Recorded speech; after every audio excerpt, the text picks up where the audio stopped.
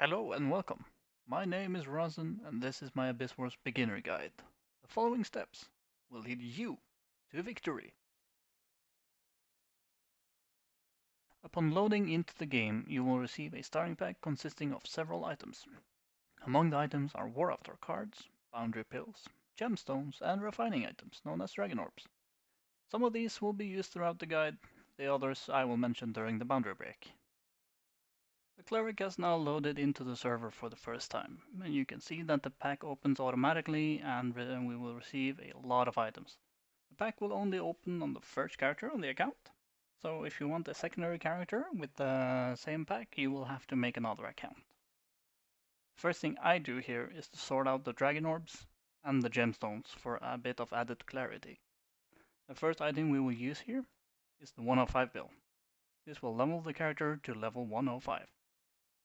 This will also result in several prompts that we will click through later and allow us to equip 4 to 5 of our War Avatar cards, depending on the leadership requirement. The Crown of Madness helmet and the cape that we also received will be equipped later in the guide, but can be equipped now by allotting the required points. Feel free to add the stat points now and by clicking the C button to open the character menu.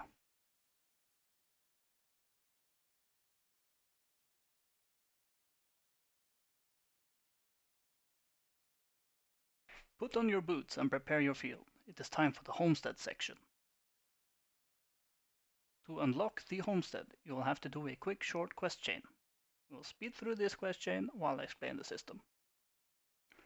In short, the homestead system is Perfectworld's answer to Sims. In your homestead, you unlock separate quests, cultivate plants and animals, as well as build structures and shape the land to your own liking. By creating and placing these structures on your homestead, you will increase your prosperity. The prosperity in turn will decide the quantity and the quality of the quest rewards you receive from the homestead quests. After completing a homestead quest, you will receive items that will let you use your ultimate ability, as well as materials that will aid in creating the endgame weaponry G17. When it comes to what AbyssWars does with the homestead system is that occasionally there will be a homestead event for you creative souls.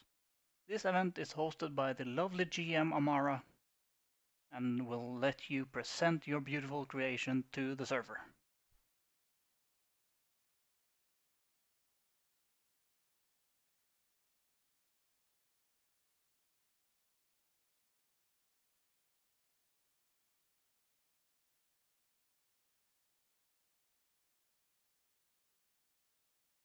The final part of the quest here can be a bit tough for some classes starting out, so here I equip the charms that you received from the starter kit and change up my abilities a bit, as well as assign a few of the stat points into strength and magic to increase my damage.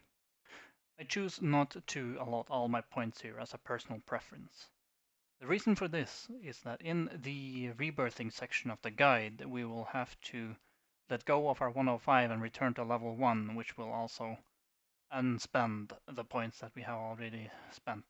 We'll let the quest finish now and I'll see you once we're into the homestead itself.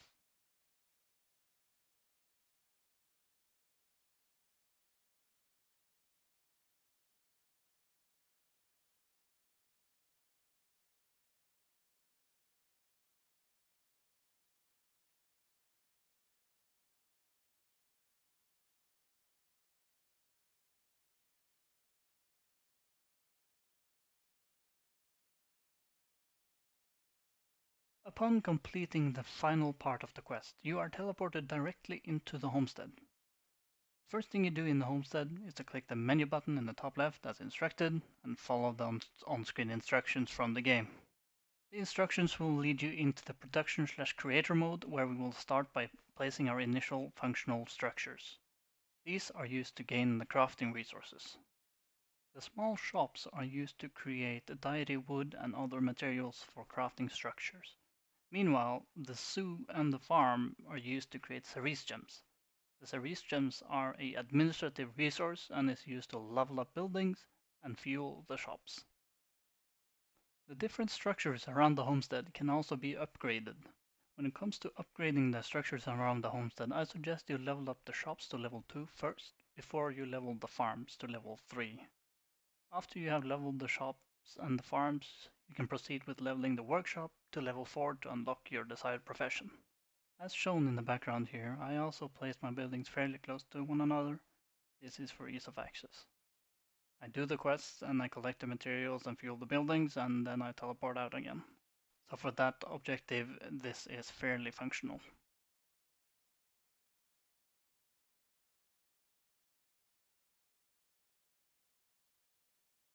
There we go. Now with the homestead done, we can move on to the reawakening system and unlocking Primal World. These things go hand in hand, as you will need reawakening to be able to enter Primal. The quest we follow here is the New Horizon quest, which starts as a system message after joining the server. As the first part of the quest here requires us to meet General Summer in the southwestern corner of Archosaur City, we teleport to South Archosaur Teleporter and run over to him from there. He then leads us to the Archosaur student and then to a city of 1,000 streams to learn more about the world and about the Primal World. As I mentioned previously, to be able to enter Primal, we need to be level 100, Rebirth 1. The item for the first reawakening was already provided through us to the quest line, and the item for the second reawakening we got from the starter pack, so we might as well just run through that as well. So what we do after completing the quest here is that we level to 105 second reawakened, just to do both of those things, and then we run to Primal and finish that.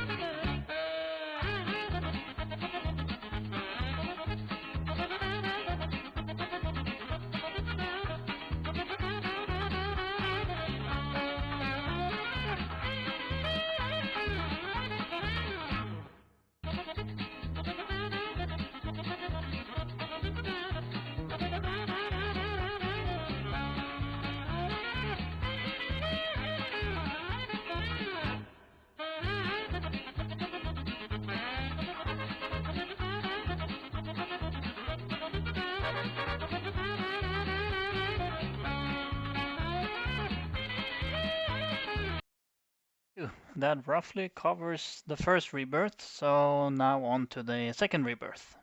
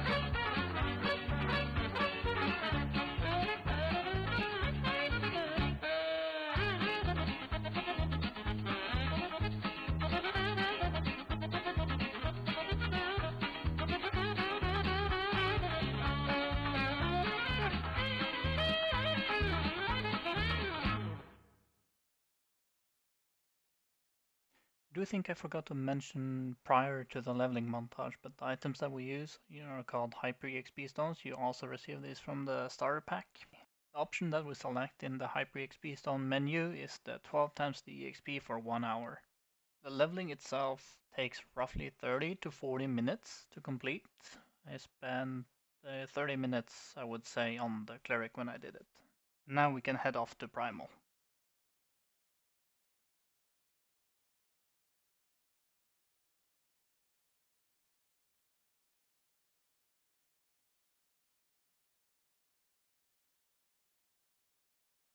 Welcome to Primal.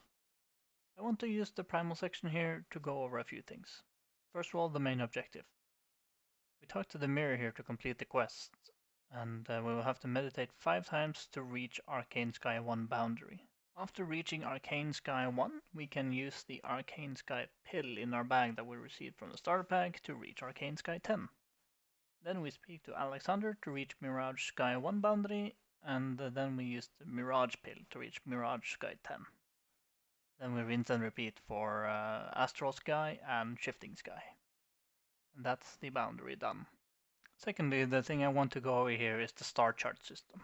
Upon entering Primal, you receive a quest that gives you your first star chart. This is a big stat stick equipment piece that you will want to upgrade quickly. Star charts begin at level 1 with the aptitude 5, but in the end they end up at level 50 with 20 aptitude. Both the level and the aptitude increases the stat values, and you can use the stargazing to shift the aptitude around the chart to fit the stats you want. Meanwhile, Horoscope, which uses Nebula Dust Orbs, will change the stats if you are not happy with the stats you already have. And thirdly, as we went over at the very beginning, you have the War Avatar cards. This is a completely separate system, which is also a stat stick, and the first thing you should buy from the in-game boutique here is the War Avatar catalysts. This increase your leadership, as you only start out with 10 and you probably need more than 12 to be able to use all 6 cards. The catalyst required to increase leadership increases by 10 per level, so for 1 you need 10 and for 2 you need 30, as it's 20 for the second one, and then it's 60 for 3. Moving more specifically to the cards themselves, you start out with the Nuema Portal card set, which can reach level 80 by consuming C to A cards, so C, B, A, or regular War Avatar packs. S cards cannot be consumed, but they can be turned into packs. The cards also have a rebirth system, so you will need 4 cards of the same unique one to be able to reach rebirth level 2. The card slots themselves can also be leveled by using Nuema orbs. You will need 53 lucky coins per card slots, so 53 lucky coins turns into 53 Nuema orbs. Card packs are primarily earned from the instances SV, FSP, GV, and AEU. FSP stands for Flow of Pelvis, and SV is Sunset Valley, and GV is God's Valley. These are available directly, but AEU we will have to cover in the Morai section.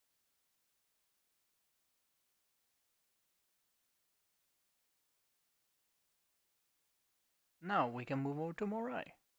To get to Morai, we have to talk to Althea in the center of Kirin Town, and select Return to Perfect World. We then use a teleport stone to teleport to Elysium Village near Dreamweb Report to start the quest for Morai.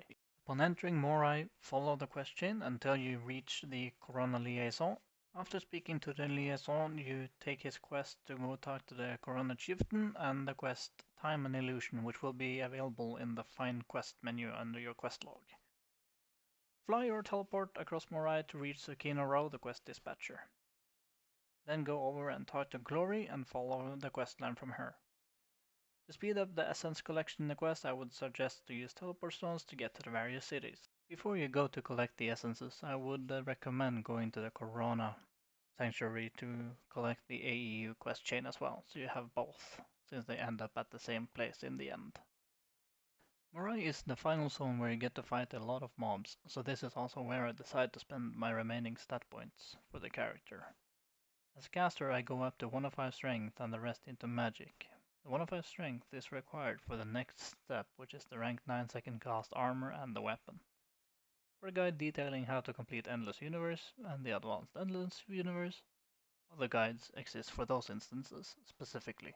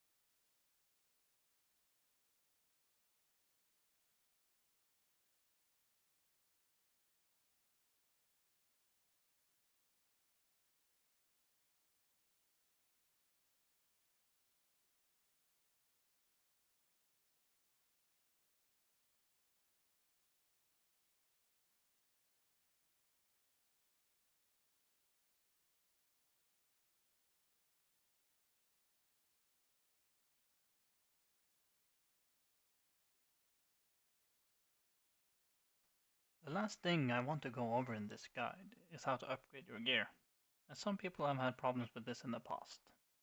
The first thing you want to do is to leave the Endless Universe entrance by using the teleport stone to North Archosaur. Then run over to the forge just north of the teleporter, and hope you picked up the coins from the mobs while leveling, because you will need it now. If you picked up the inventory cap, you should have roughly 200 million on you. Craft 5500 uncanny crystals and 900 rapture crystals, which will be used for the gear upgrade. Also craft 87 seals of war. These will be used to upgrade the ring into the next tier. After you forge the materials, go to the forge beside you and craft the ring upgrade. After you got your new flinky ring, go to the City of 1,000 Streams to craft a rank 9.2 by converting the materials into Summerwind tokens at the Celestial General. Craft the gear at the Commander-in-Chief by using the rank 9 gear upgrade menu. Some end note information before we end off here.